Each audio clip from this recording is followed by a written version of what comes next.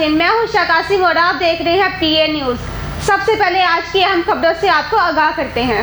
Gujranwala city सदर मुस्लिम league नून सलमान खालिद कौमी भट्ट ने कहा कि पाकिस्तान में इंतखाबी मैदान सिर्फ जमहूरी और मुहब्बे वतन पार्टियों के दरमियान होगा।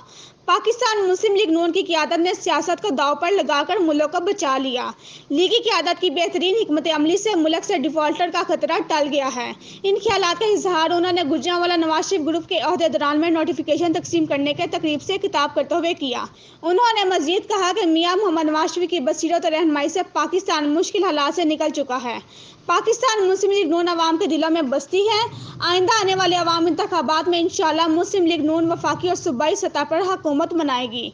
जितने अवामी फलाही और तरक्याती काम नून लीग के अदवार में हुए वो आज तक कोई सियासी पार्टी नहीं करवा सकी। पाकिस्तान की अवाम बहुत बाशऊर है। इंतखाबात में अवाम नाअहलों के अब दोबारा झांसे में नहीं आएंगे और किसी प्रोपेगेंडे का हिस्सा नहीं बनेंगे।